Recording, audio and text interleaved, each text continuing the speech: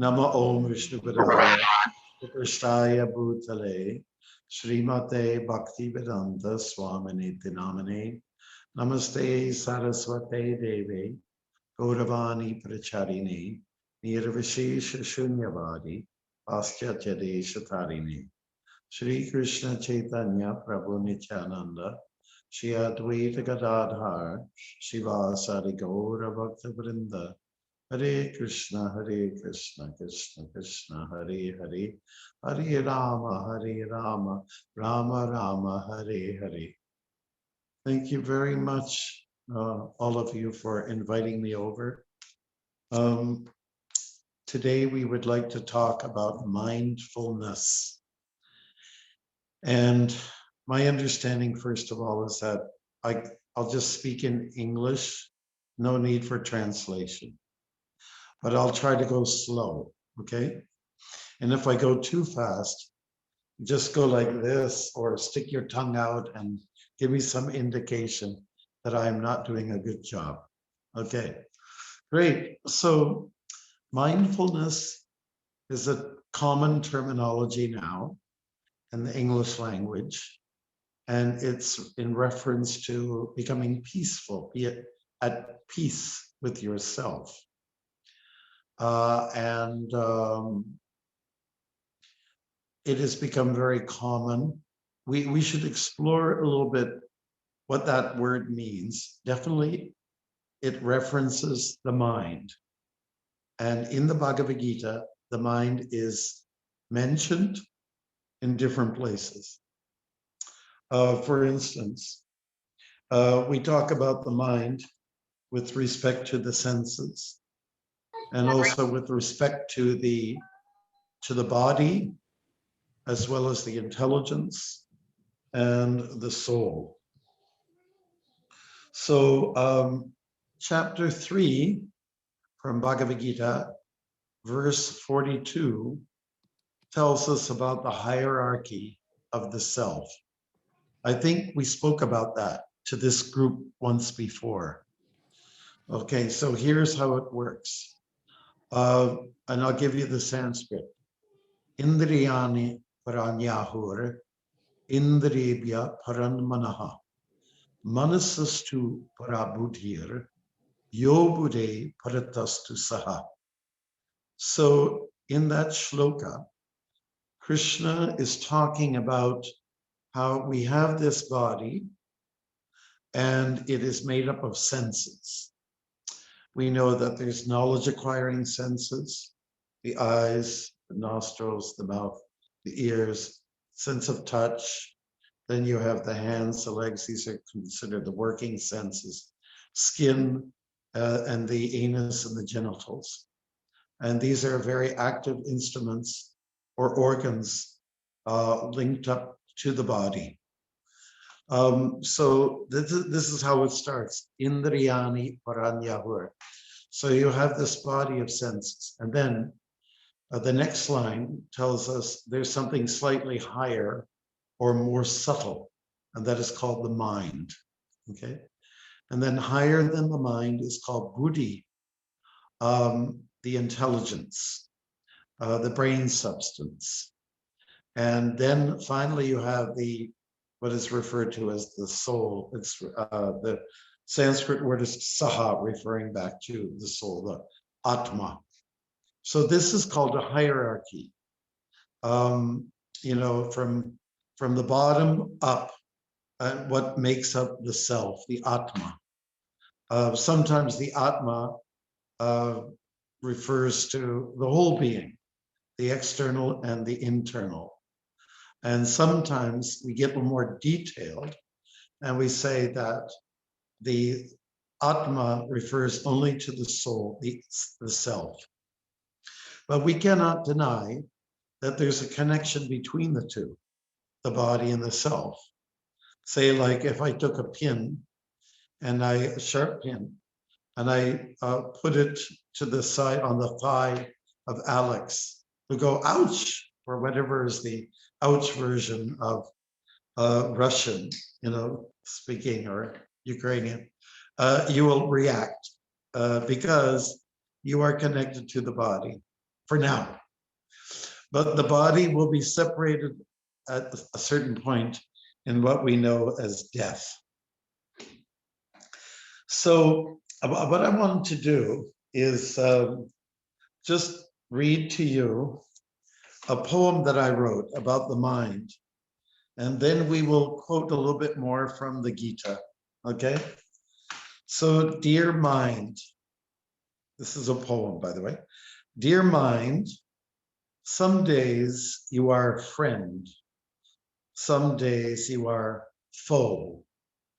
You swing moods up, you swing them low. I can't always trust you're not in one place. You respond well to lust, big dose or a trace. You lead me to greed. It's not what I want. You convince it's a need. In truth, it's a taunt. When there is anger pent up inside, you then do hanker to push it outside. I don't know why you are so cruel, cunning and sly, and wanting to rule. You're some kind of clown, silly and joking, a laugh or a frown, nabbing and poking. Yet you are subtle, silent and swift, keen to befuddle on your full-time shift. You are your worst when the body is idle. Every bubble you burst to retain your title. But, my dear mind, I'm not your slave. I'll reverse the role, get you to behave, and under control. It's my turn to reign. So settle down, sit. Magic is in the name. It's the perfect fit. The art to cooperate can take out your sting. So let's celebrate with mantra we sing. And this is addressed from sincerely former foe, Hare Krishna. So that's talking a little bit about the nature of the mind. It's all over the place. And one of the Sanskrit words, which you might like to get more familiar with if you're not already, is called chanchalam. Chanchalam means here, there, everywhere, all over the place. And chanchalam is also the name of the goddess of fortune, Lakshmi. You may have noticed that Lakshmi never stays in one place very long. You know, it's in your hand and it goes out of your hand. It's in your pocket, goes out of your, it's in your wallet, goes out of your, it's in the bank, it goes out of the bank. That's chanchalam. And this is the nature of the mind, to be everywhere, to be like a monkey. You know, on this branch, leaping to that branch, to this branch. We don't have any monkeys in Canada, but we do have raccoons. They're like monkeys. You know. So when we say mindfulness, it's talking about the mind being full of positive energy. And if we speak about mindlessness, which is a common enough term, it means you're out of your mind. You're crazy what you're doing, the steps you're taking in life. Your friends will criticize you. What? Are you crazy? You're out of your mind. So when we say mindlessness, it means you're not thinking well. In fact, we have that term. He says, what were you thinking when you did this? When you killed that man, when you shot that, what were you thinking? You know, what were you thinking when you drove off the cliff and landed in the lake? And then you fortunately, you survived. But what were you thinking? You know, what was in your mind? So common expressions are, mind your own business. That means give attention to what you are supposed to be doing. Another phrase is, I changed my mind. That means I was thinking I would do this, but then I will do that. So one of my good friends, he's a nightclub stand-up comedian, and his name is Tony Molesworth. And he also is a ventriloquist. He has a puppet, and he's dressed up like a yogi, and he's really good. So I would call Tony once in a while on the phone, and he would have an answering machine. And then the answering machine would go like this. He would have some instrument playing, and it was like a recording. Yeah.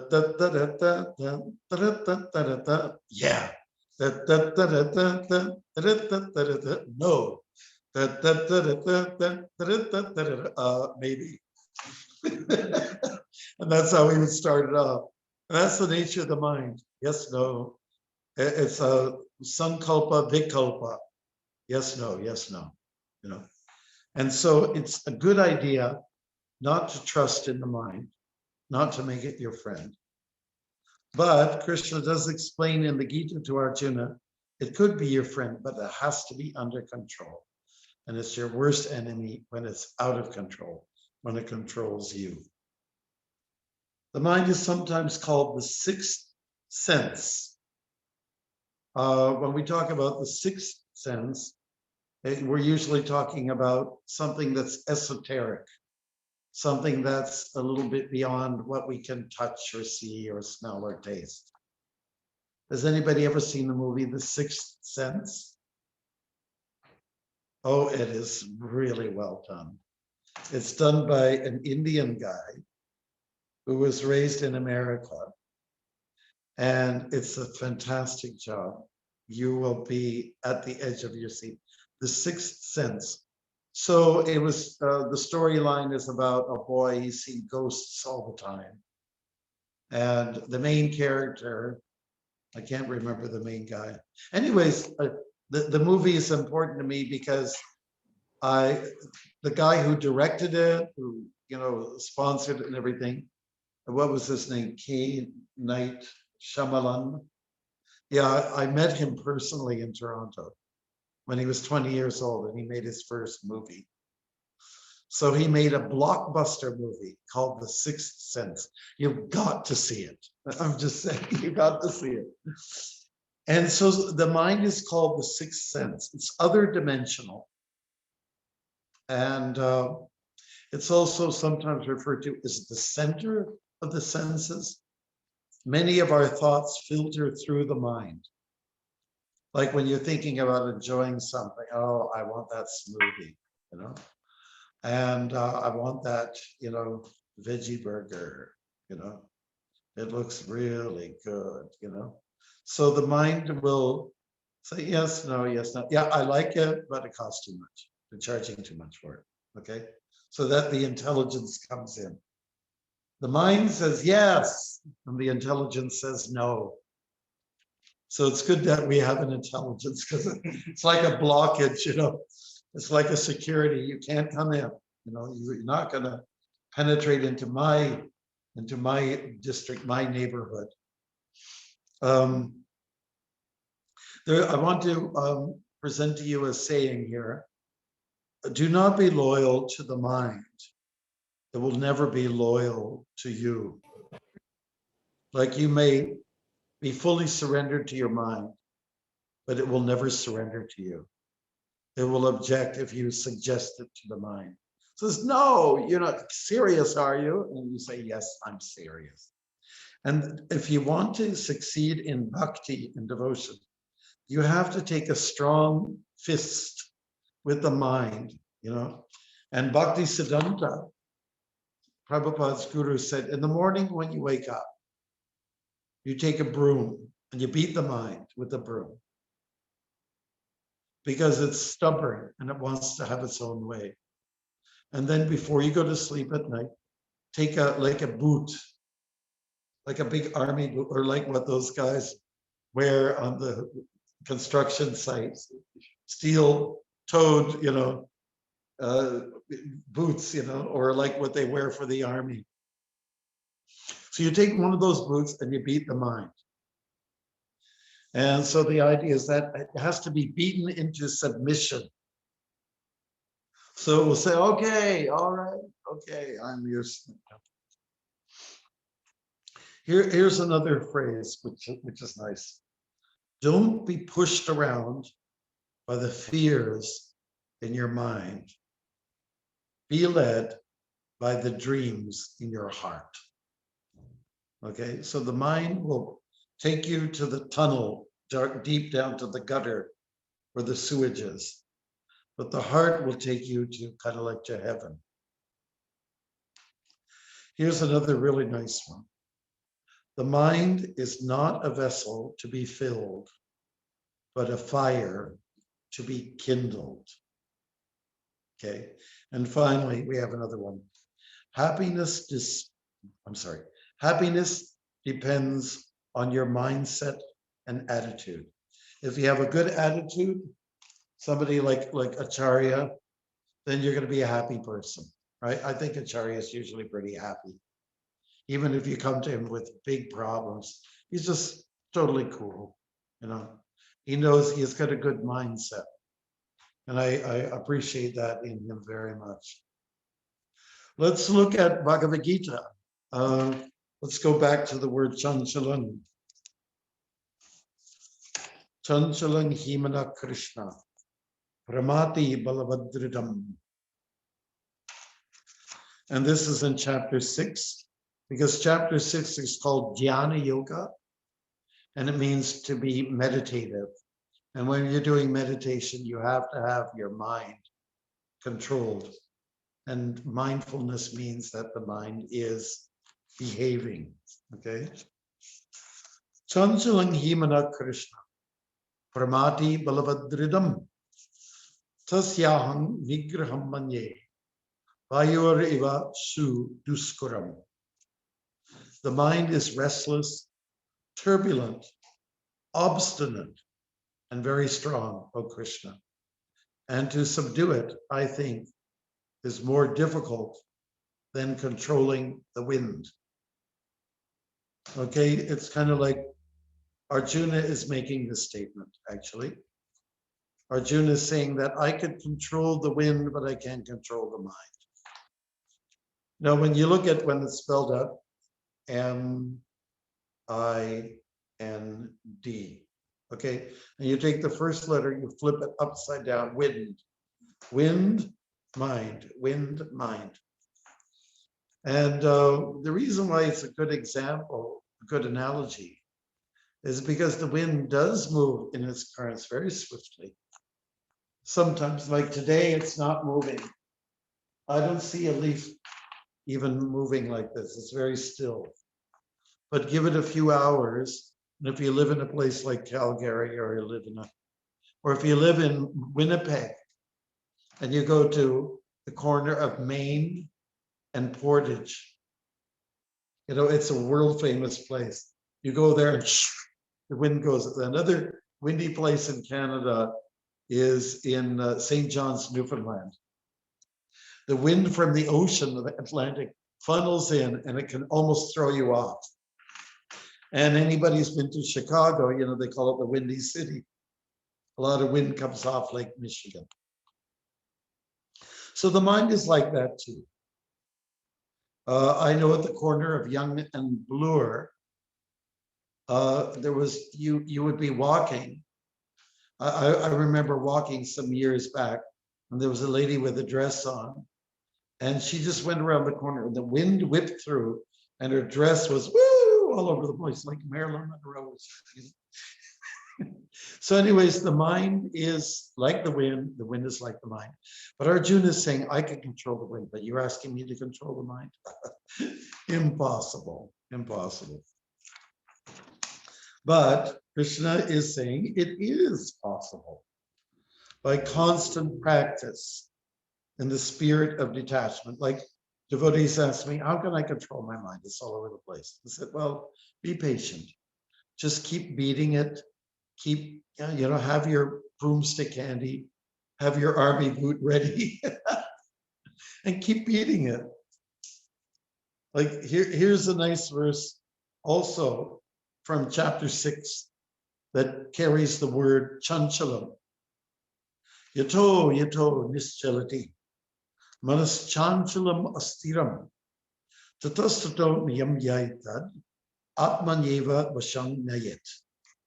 That means from wherever the mind wanders due to its flickering and unsteady nature, one must certainly withdraw it and bring it back under the control of the self.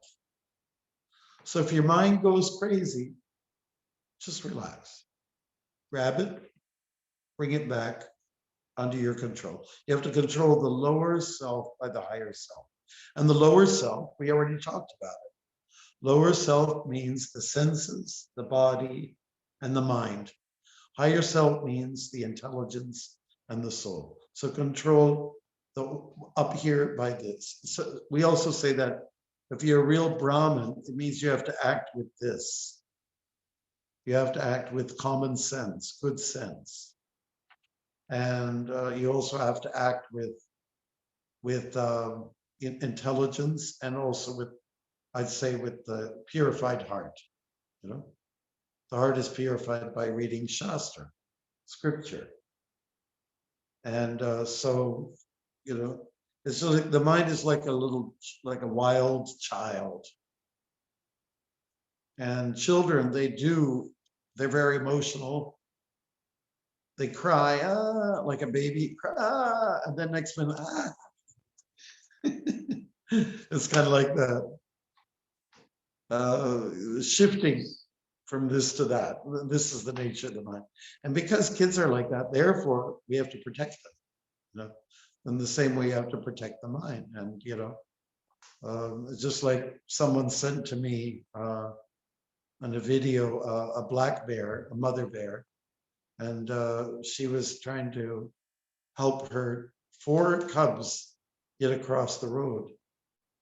And she grabbed one with her by the neck and pulled her over and wanted to the middle of the road, hoping that the bear would clear it. But the little baby bear, the cub, was not interested. So the traffic was waiting on both sides.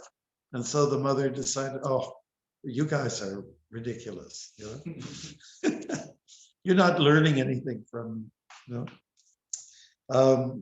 Mother bear puts a lot of investment in her young, and up to a point. In my walk across Canada, especially my 3rd walk across Canada, I had seen quite a few young bears. I don't know what they call them. They're younglings. They're too young to stay with. They're old enough that they can leave mom. At some point, the mother says, "I've had enough with you. You're on your own. You know, take care of yourself. You know, eat some berries." And usually at this time of the year, there are no berries, but the bears will eat the nice green things that come out. And I know because I've seen them. I watched them, and they usually their stool that they usually leave on the road. Bears tell us what they think of our roads by passing stool on them. So this is what I think of your road. So if you look at their stool in the spring, it's very black and pretty much odorless. And then by the time it's July, August, they eat a lot of berries, and then they have seeds in their stool, and it's still quite odorless. Color has changed, and they eat like rose hips, so it becomes like a reddish color. Yeah, interesting. Anyways, let's not get too stuck on bear poop. So the mind can be helpful. The beautiful example is of, we find the picture in the Bhagavad Gita. I'll ask Sartak, my friend here, my assistant, to come up with a picture. You have horses and a chariot, horses and chariot. And the horses, there's 5 horses, and they represent You know what we mentioned, the tongue, the eyes, and so on like that, right? And they're wild. There's 5 horses, see? So look at this beautiful yogi, you know, look at the other picture. And then they have the reins, which are holding the horses back. That's referring to the mind. So the senses are the horses, the reins are the mind.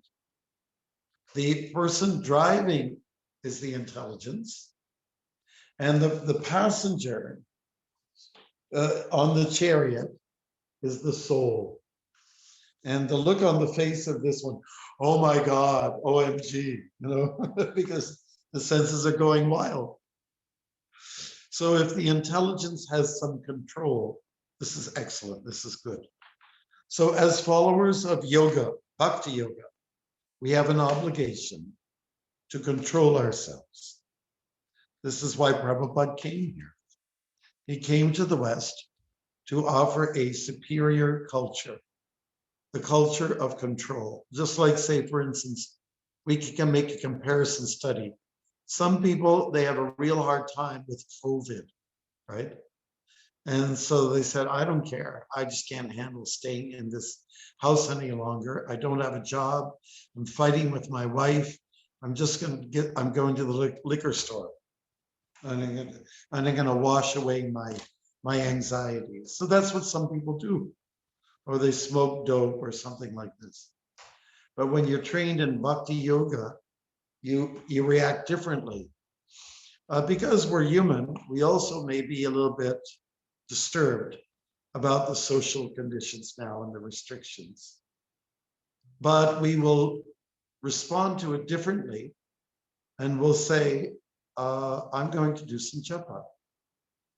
Or I'll walk to the park and I'll read a book, I'll read Krishna book.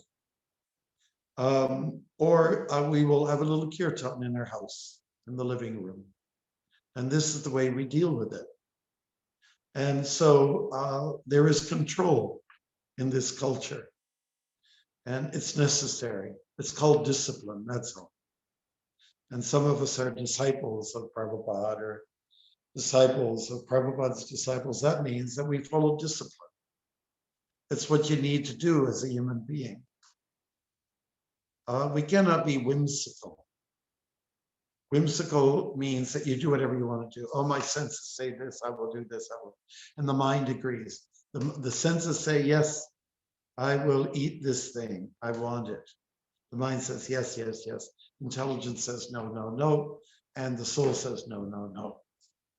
So you have this conflict within, you know, tug of war, going back and forth. You know? But we definitely have to be led by the higher power, the higher power within. And then you can say this is mindfulness, when there's peace. And that's why it's an important word for us. We can use it. It's not just reserved for people who practice yoga. And some people also feel that, you know, for me to be peaceful, I have to empty out my mind. No, you can't empty out the mind. You cannot. There's always something there. It can't be a vacuum. Even if you have a vacuum cleaner to clean the floor, there's something in the vacuum cleaner, dirt and whatnot. You know? So the mind is always occupied, always busy. It doesn't seem to rest. But by the mantras that we do, and by looking at having beautiful darshan of pictures of the spiritual world, we can become peaceful. Some other practical things, it's nice to have a little fountain nearby where the water's running and recycling, you know? Yeah, I was gonna ask if you fix that up. That's okay, we'll talk about it later. And it's nice to be near a creek, a water creek, or it's nice to hear crickets at night. We don't have crickets yet, but in the morning, you hear the robins, they're playing, they're singing. Oh, it's so nice. And then you have crickets in the night. That comes later in the summer. And everyone likes it. So waterfalls coming down, crickets. What else? What else gives you peace of mind? Anything else? Oh, I know. Any of you who have gone up to the north, or if you're from the Ukraine or from Russia, you probably have the loon, which is a bird looking like a duck. And he makes a sound that is so peaceful. Some people say haunting. I say no, peaceful. You listen to the sound of a loon, L-O-O-N. So I'm just giving you some practical hints as to how to make your mind more peaceful, because it tends not to be peaceful. It tends to be a hurricane inside. It's a mess. There's a mess in the mind because of the chanchalam nature. So we want mindfulness as opposed to mindlessness. And that's a human right that we have. Just like now, because of the virus, the pandemic, the COVID-19, everyone's forced to control themselves. It's necessary. If you don't take precautions, then you're really in big trouble. So we try to take some good advice, and I'm not going to get into the controversy. Oh, the vaccines are as bad as the viruses, you know. And I don't know why some people, well, something's going to kill you. So let it be the virus. If it's the virus, great. If it's the vaccine, something, you have to die by some means. Or a car will hit you up, you'll get run over by a bus. You know, we'll die one way or another. You know? So just accept the fate of this life, this human life. I will die and I will be born again. But what's really important is not just trying to preserve the body, but what are you going to do with the mind? Try to make it peaceful. Try to hook it up with Krishna, to align it with Krishna. The mind likes the lotus feet of Krishna. And the feet of Krishna means when you see the feet, you bow down. And this is a good position to be in. Trinada pisa nichena, Turora pisa hishnana, Amanina manadina, Kirtaniya sadahani. The mind is peaceful when we take a humble position. And that is the foundation, the basis of success in life, period. To take a humble position. You can't go for an interview at a job and say, hey, I'm your man. I'm what you need. You can't become proud. Immediately, the person who's doing the interview, this guy has got an ego problem. We don't need that. You know, we don't need someone, you know, on day one telling us that he knows everything. We know nothing. So if you want to get a good interview and you have your resume, you have to take a humble position and be very polite, look good, you know, be groomed, wear good clothes. They should be pressed, unlike my kurta. And one and one should make sure there's no bad breath, you know. So you have to really like please the person who's doing the interview. You know? Anyways, who are we trying to please? We're trying to please Krishna, we're trying to please Guru, and at work you're trying to please. We should not try to make everybody happy. If I'm walking on the trail and I see a bear, why should I agitate the bear? Shouldn't I make the bear happy? And the way I make the bear happy is don't get in his way. Move aside slowly, talk to him, keep your eye on him. And just like, hey, you're a big, beautiful boy. Yeah, great, I love your hair. I love your claws. Did you just get them manicured? You know, you talk to the bear and that's the way you do it, you know. But if you come on aggressive like, he won't like that. So leave him. They have that saying, let sleeping dogs lie. Let them lie, let them sleep. So the mind, don't agitate it. How do you agitate the mind? Well, there's many ways the mind can be agitated. Through the sense objects. Like say, pornography. I'm really against pornography. Especially child pornography and all that. I think it's evil. It's evil.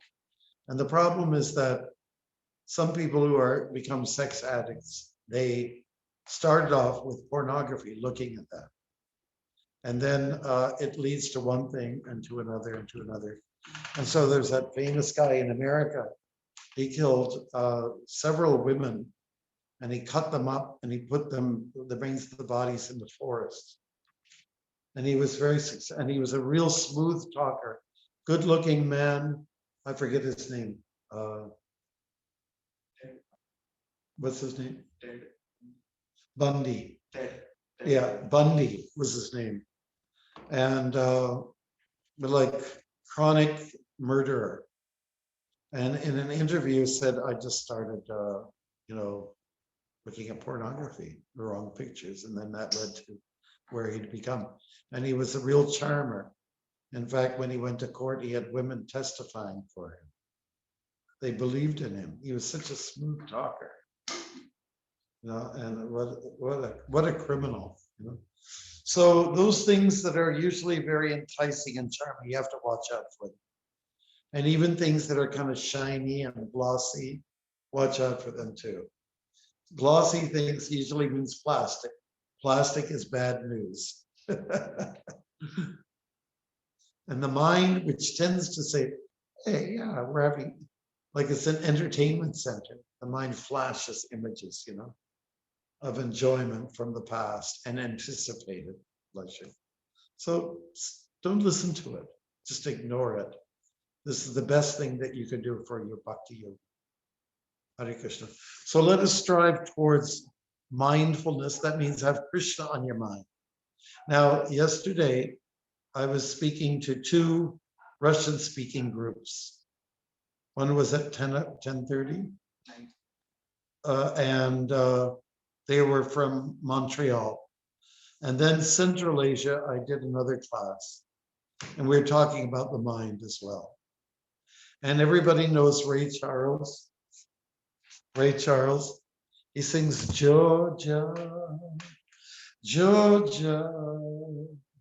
And there's Georgia on my mind. Jazz singer, right? So he's always thinking about Georgia. That was the name of the lady that he was having some love with.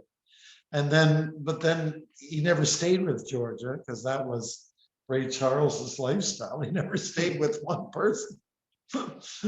So instead of thinking about Georgia, think of Krishna, but stay with Krishna. Don't switch to someone else. Like Krishna's okay. He's cool. You don't need to go anywhere else. All right, thank you. I think we should leave some of the period for your questions that we can try to answer them. Would that be okay, Alex or Igor or my dear friend Acharya? Tell me, I'm your servant. I'm your crazy mind. Okay?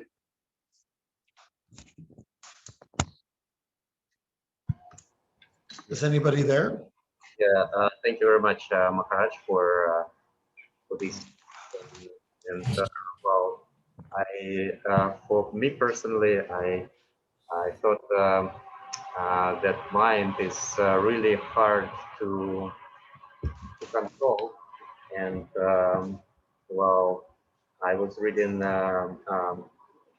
Bhagavad Gita recently, and I especially this chapter 6, and really I was again fascinated with this. Krishna was telling about the mind, that it's very hard to control it. You are right, and it's probably the hardest thing to do, just to control your own mind. That's what I wanted to say about myself. That well, it's... Yeah, but it's worth trying it out. Like say, if you have a pet dog, and he's a little wild, especially when they're young, you have to tolerate them, and you have to learn to train them and control them. Like, they can't just poop all over the floor in your house. You have to train them. And same thing with a child. Like we can't ignore it. We just have to. For the sake of existing, you have to let. I remember I was spending a little time in Thunder Bay, and I stayed in a house where they had a pet dog, and they just let him pee everywhere. And it was so disgusting for me. And then they had a friend over who also brought his dog, and then he pooped. And I thought, my God, this is like hell, you know? So it didn't seem that they were, let's say, handling the animals properly. They weren't controlling them. So, you know, we are all control freaks.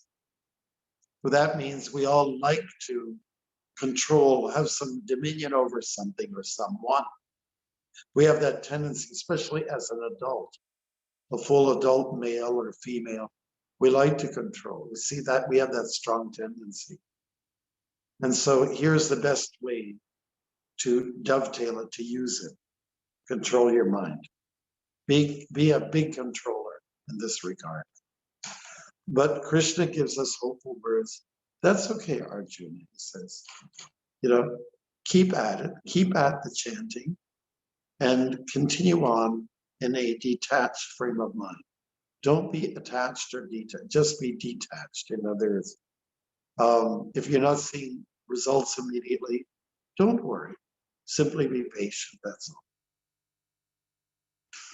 Because what matters is what is there in the end of our life. What is important is at the end. Antakala chamam evam. Smaran mukva kalevaram. Chapter 8. And then yang vapi smaran bhavam jijate kalevaram. So that means that whatever you're thinking of at the time of death, that state you attain in your next life. So if we're thinking about positive things, then we will be in a positive situation in the next life. Like in the nighttime, when you have a choice what to think about as you're falling asleep. You do have some choice. You know, you can read a great story from the Bhagavatam, like King Bharat who took birth as a deer, and then from a deer he became a sadhu, and you know, such a beautiful story. You know, have those things saturated in your mind instead of some nasty things. Then when you wake up in the next morning, you have, because your thoughts were clean in the nighttime, when you wake up, you have beautiful thoughts in the morning. You know, so there is some control. You watch what you're exposed to, what you see, what you hear. Okay, anybody else have any other questions? Hare Krishna Maharaj, thank you so much for your lecture. It was amazing, your words. I think I read it somewhere, the word is already passed it around on the internet. Oh, okay. Words about the mind, it's really interesting. Maybe next time we can do some song with guitar and instruments. Make it melodical. Yeah, I haven't released this poem yet officially. I'll put music in the background and maybe some images. Yeah. Okay, so far it's incognito. Yes. Maharaj, we wanted to ask you a question. What do you think about fears, right? So, because Srila Prabhupada was Abhaya, right? So he was not fearful. But now is the time when I noticed many devotees, many of us, we're full of fears because of instability, because of COVID, because because of some theories flying around. Oh, now this demon's gonna destroy the planet. They make everything like Nazis. They will control the world. We're gonna die, or we're gonna lose the jobs, or whatever. Or COVID will gonna hit us. So there's so many fears. Our economy will crash, or how we're gonna survive, and everything. So. What would you advise to the devotees how to overcome all these fears, especially now? Prabhupada's name was Abhay.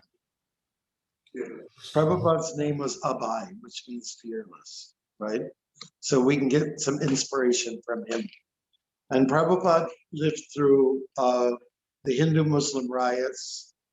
He lived through a number of other catastrophes, you know, like there was pandemics happening, cholera, I think, the yellow fever, all kinds of things. My parents went through the war and the depression. the Second World War, my parents are from Holland. The Nazis just marched in, took over, and people were thinking, oh, everything will be okay in a week's time. But they stayed for 5 years. 5 years where people didn't have their freedom. And then there was before that, there was the Depression, where people didn't have work. So if you talk to an old timer who lived through that Depression, if they're still alive, Depression and the Second World War, and you ask them about this pandemic, they say, this is nothing. This is nothing. Like everyone's able to eat. In the Second World War, you couldn't eat. People were really having a hard time. They were starving. You know, and then to see your friends, like if you have Jewish friends, they would be put on these railroad cars and brought down to a camp. People didn't know that they were going to their death. So that's fear. What we have now is no fear. Forget it. Just erase it from your mind. And I'll give you, fear is an acronym. Here, we can look at this.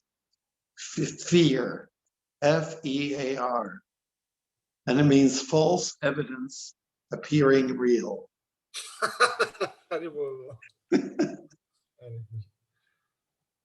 And fear comes from identifying with the body.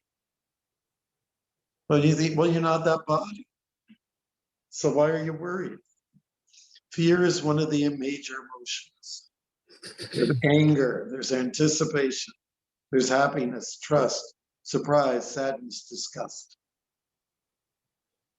It's one of the emotions that you have to live with.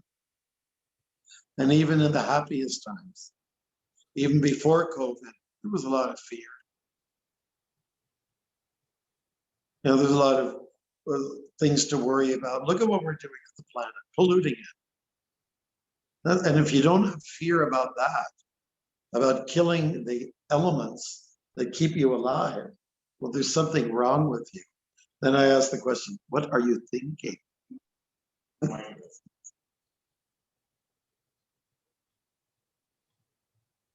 Yeah, so here's something that Mark Twain said about fear. He said, courage is resistance to fear. So, and courage is one of the qualities of a kshatriya. You know, you have to overcome fear and just go in there and do your business. Do what you have to do. You have to simply do your job. Follow your varna. Or what we call, follow your dharma. Then you're protected. You know? And like some people, they're not without work. Well, get busy. Get busy. Clean the yard. Wash the walls. You know, clean the garage. Pull out the weeds. Make you feel very good after. Okay, thank you. Hare Krishna. We have another question about dementia. Oh. Somebody has that question. Well, I'm not a doctor. How would you define dementia? Dementia is the stage where you start losing your memory. Yeah. It is natural after the 60s or 70s. Like people get dementia in their older age, right? And they start to lose their memory power. And it does come across. So the mind gets confused. Yeah. So it's a condition of karma. It's a condition of having this body. So if it's not dementia, it'll be something else. But I guess the question comes from the connection with the mind. And so loss of memory, loss of good use of intelligence, because sometimes the it's considered that the mind is part of the brain. So when we have dementia, it refers to it dysfunctioning. The dysfunctioning of discernment, being able to, losing the power to function properly in terms of discerning and being, let's say, discreet and things like that, and just losing your memory. It's just gone. It's gone. So it's just a condition of aging, maturing, but that's why we must practice now, as early as we can, the thoughts of the Leela of the Lord, the form of the Lord, the charm of the Lord, the good looks of the Lord. Just try to embrace that, because when we have dementia, you're being diminished in your abilities to do things. So therefore, you're being brought down to ultimate simplicity. So the simplest thing to do is to absorb yourself in the form of the Lord. And that happy face, that optimistic face that we find in the form of Krishna, just put it in there. Put it in there, pack it in there, and keep it in there. Anyways, this is what we have to try to do. Think of Krishna. Keep him. If you have a beautiful deity, may that deity be always with you in your mind. Krishna on my mind. All right. Hare Krishna Maharaj, also what I heard a question. Yes, you want to tell me the answer from Ocean Well, and you cannot think of Krishna at the last moment, then Krishna will enter your mind at the time of death. Yes, if you make efforts towards Krishna. During the life, if you make efforts, but at the last moment, your brain affected or other bodily functions affected, and you cannot think of Krishna, then Krishna will think of you because of the service that you have been performing during your life. So that I would say that's another fear that we should remove from our minds. I'm sorry, I partially missed what you were saying, but I think I understood what you were saying. But yeah, put Krishna's into practice. Can you hear me? Yes, we do, Maharaj. Yes, Maharaj, we can hear you. Yeah, we lost you for a minute and a half, probably. Could you please repeat? Yeah, it's a little choppy. We were doing good until just now. Yeah, so it's just good to have these impressions in your mind.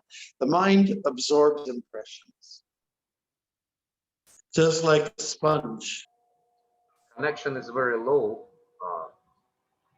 so we partially can hear you, partially we cannot hear you, Maharaj. So can you repeat the last? I have, and we are having a little difficulty, but I'm not sure what else we can do. We may have to finish now. Вот что-то какие-то там проблемы у Махараджа со связью, я вижу, поэтому если, я не знаю, кто подключится сейчас или нет, но, видимо, мы должны будем уже закончить эту лекцию. Да, Харе Кришна, дорогие преданные, была замечательная лекция, вот, все было очень классно.